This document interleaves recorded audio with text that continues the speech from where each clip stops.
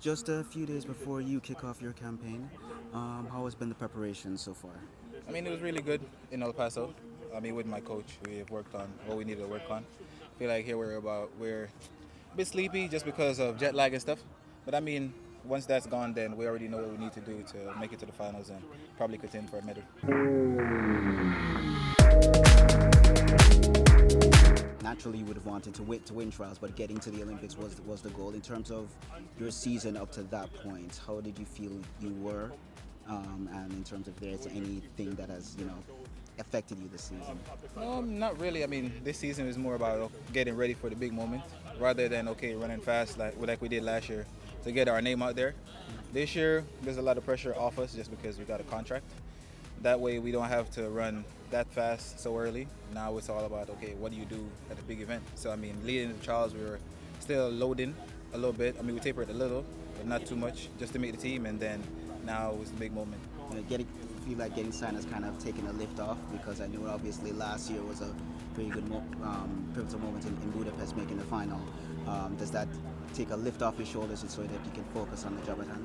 Yes, definitely. I mean, last year, every race we went into is like, we have to run a super fast time, and that affected training in the way that, coach would get us ready for like any competition like early, just so we could put down very solid performances. Other than this year, we're just loading, and then we want to peak at the right time, which is the Olympics.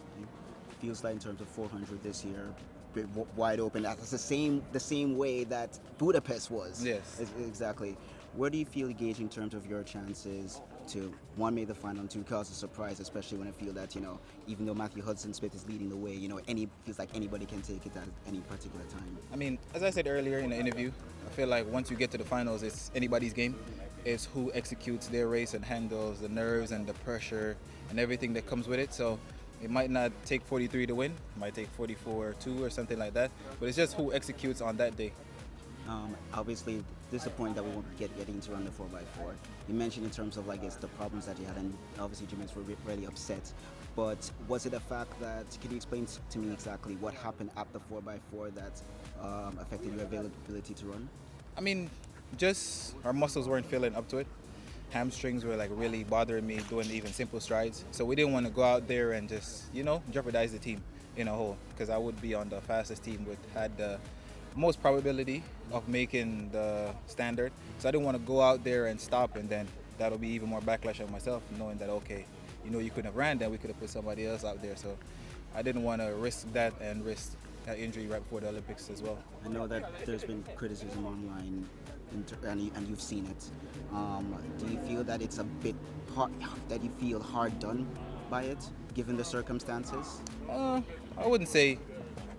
Nah, not really. Just because my sister went through this already, and all the other top athletes. I mean, if you're not winning or if you're not doing everything to please Jamaicans, then you already know that that's how some of them react. Not all of them. You really have some of them out there that understand track and field, and then the other ones are just watching, and they watch only when you're competing at the high level. They don't see what you're doing in the season. So I mean, they're gonna say whatever comes to mind. In terms of your Olympic experience, you mentioned in terms of the atmosphere of the camp. What you said, it was better than previous meets. What do you think is a lot different, being an Olympic camp this year, with everybody? I think the team chemistry is really good. I mean, every athlete you see that's Jamaican, then they'll talk to you. It's not like they're gonna walk by you and not say anything, or say good morning or just a hey or something. If you're at the CAF, then you can go sit with any one of them, no matter who it is. If it's the best of the best, then everybody it's a team now. It doesn't feel like we're individuals. We're competing for Jamaica. And finally, you talked about in terms of the conditions of the athlete phase. Obviously, you would have liked some AC. In terms of food-wise, how you've been kind of managing with that, and at AC, what do you think has it kind of affected you at all? I feel like it goes hand in hand. The AC is causing a lot of cramps, and then the food over here there's no salt in the rice or majority of the foods, even the Powerades and stuff that they provide here.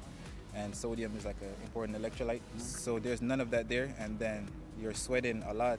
So you're sweating out everything that you have, and then you're not replacing it as well. So even my roommate cramped up yesterday. He had some bad cramps. He couldn't even get a massage. So I mean, I feel like it's really bad to that point.